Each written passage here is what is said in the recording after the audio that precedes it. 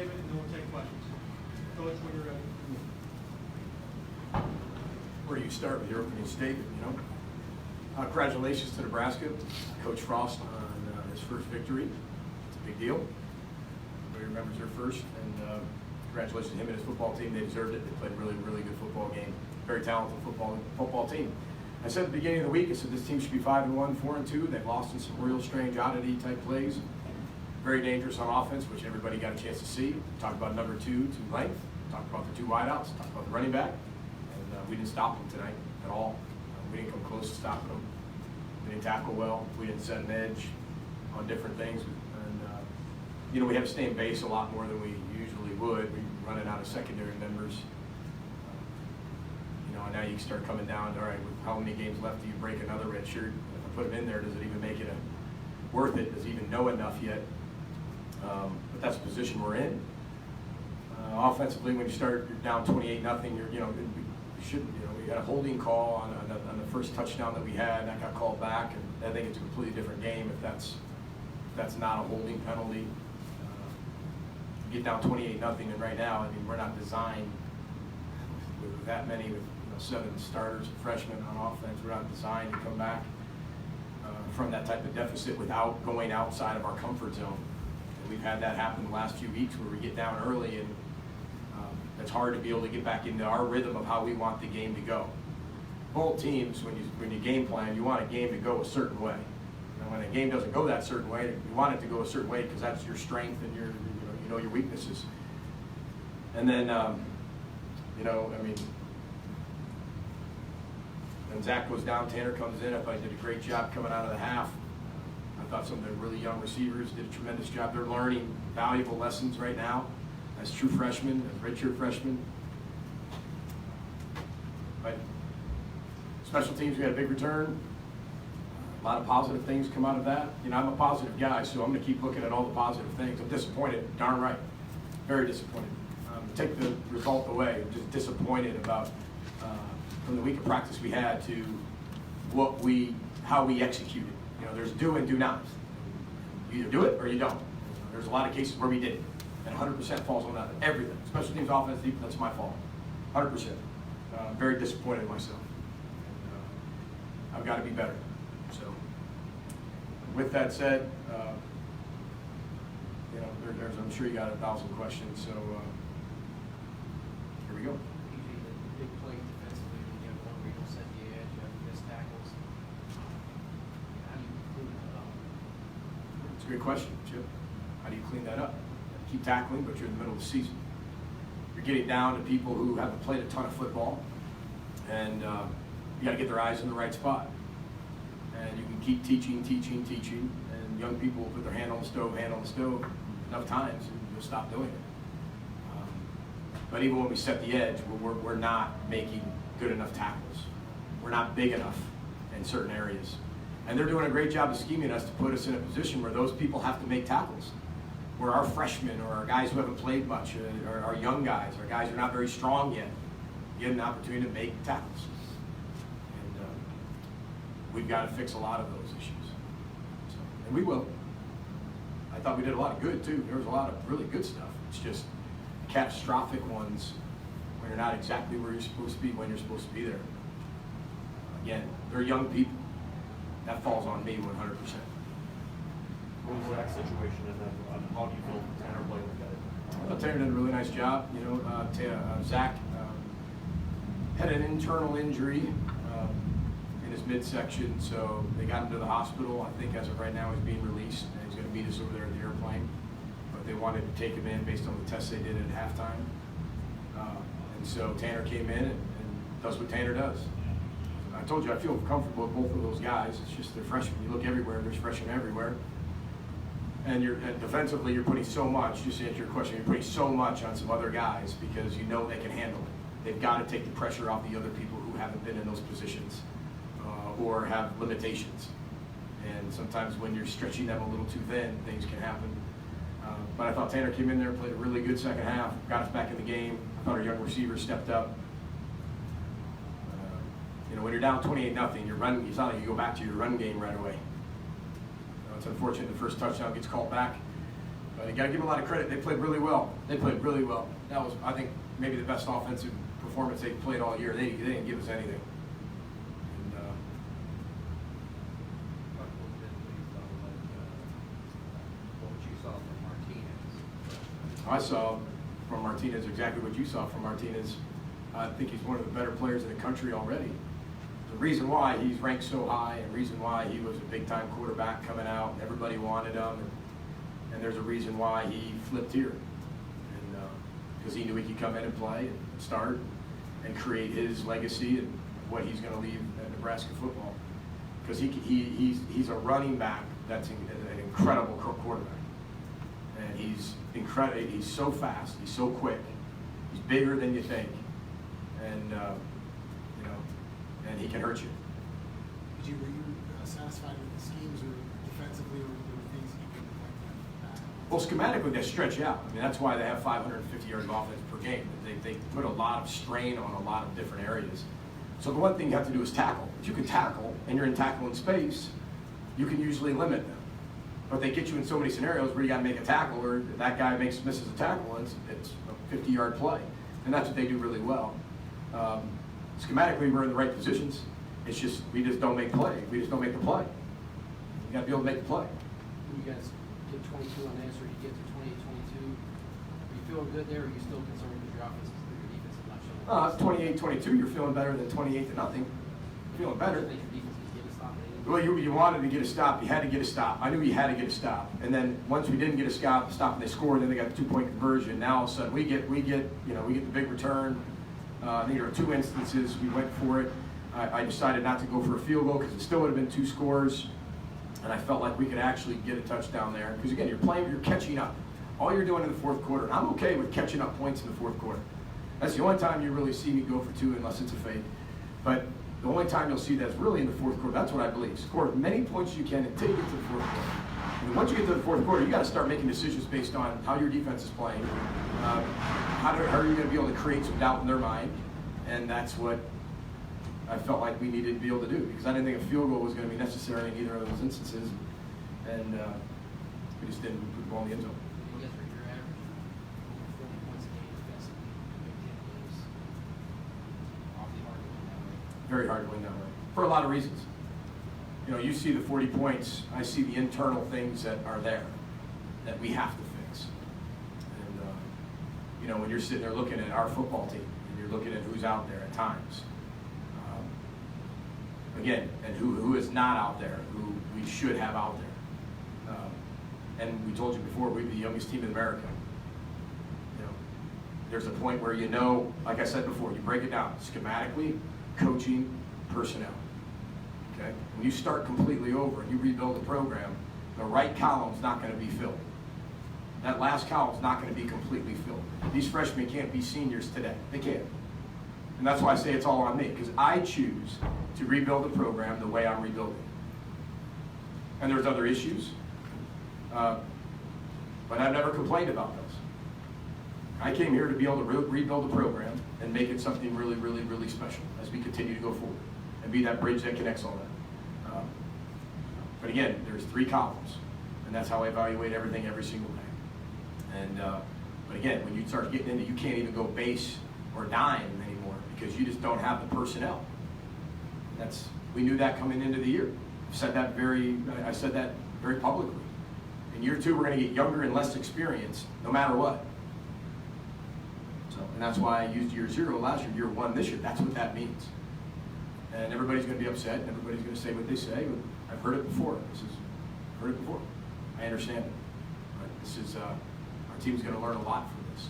You have complete confidence in the roster? I have 100% faith in every single one of our coaches. Absolutely. But again, I'm the one that knows all the internal things that we have to deal with every single day. What's the program looking like internally? And we're 3-4. I know we haven't won a Big Ten game, but when you're the youngest team in America, and you think you're going to go out there and you're just going to beat every team in the Big Ten and run the table, you guys picked us 12th out of 14 in the Big Ten. I mean, I understand exactly where we're at, and I also understand where we're going. And that's what you want to continue to show your football team. because there's so many things that are so positive, they get lost in the big plays or that given up. You know, one time I'm sitting out there counting defensively, and there's 5 freshmen on the field. There's 7 starters on offense that are freshmen. And you're playing in a Power 5 Big Ten conference. That's getting a lot better. But again, no excuses. I mean, it's all, like I said, Chip, it's all on me. I make every decision to do it our way. But again, you're forced into those at times. When did Zach get hurt? It was right before that. It was right before the half. It was that last play where I saw it. Something was affecting him. I tell you, he was coughing a lot, and our trainers did a great job jumping into action. What's Auburn Schnault? He had a head. So again, guys, when you sit there and talk about, we talk about before the season, first of all, we have to stay completely healthy or everybody else is young. So we've lost our 4 best players, and then we've lost our other next best players, and everybody else is young behind them. And it's hard to get those guys, those true freshmen at times, to play like seniors right now. And these guys are really good coaches. You don't think they don't know that? You don't think Scott Frost doesn't know that? Did you see how the runs were designed to funnel it towards certain people? That's how you do it as a coach. And that's why I said, I got out coached, period. One more for Coach? What went into the decision to leave Shannon at home? Say that again? What went into the decision to leave Shannon at home? Well, everything's still evolving. Sure. Everything's still evolving. So again, I take that stuff very seriously. So you know, when that stuff happens, we're gonna choose to do the right thing, and it's just evolving. You know, so just want to make sure I have all the facts before I do something like that. Yep, you got it. Roll the books. Get them out. Go Gophers. The players will quarterback Tanner Morgan, linebacker Kamal Martin in here momentarily.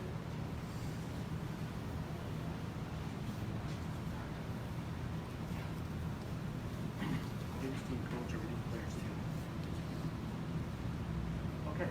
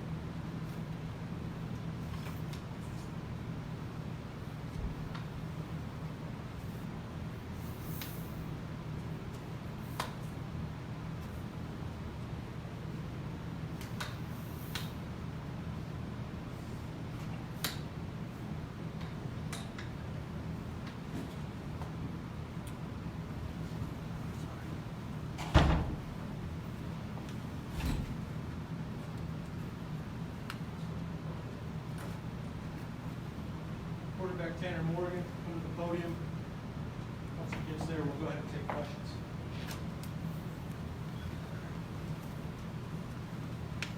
Tanner, when you find out that Zach isn't going to be able to come back, what is your goal and mindset when you get that chance?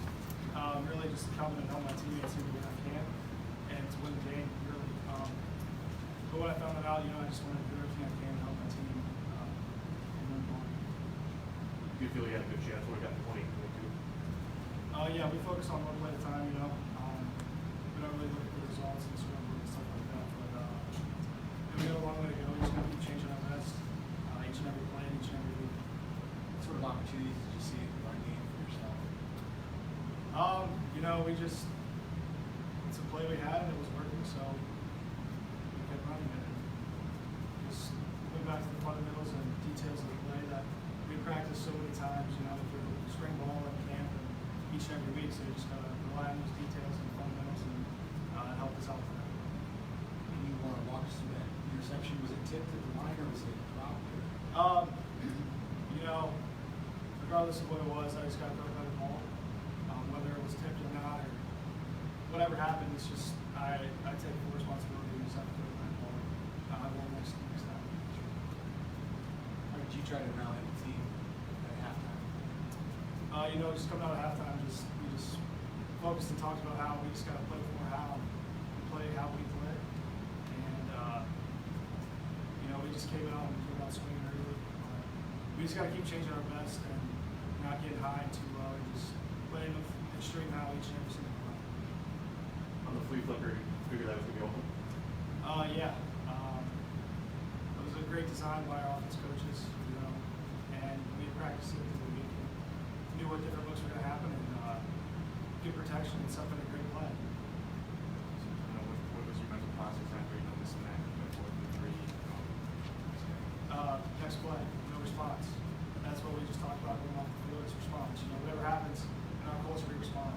Whether it's a positive result or a negative result, we just had to respond to whatever happened to us. And, you know, obviously it's not the result that we wanted on our fourth down, but we just had to respond. I forgot to ask PJ this, but the coin toss captain, that was something that was kind of unique Yeah. here today. What was going into that?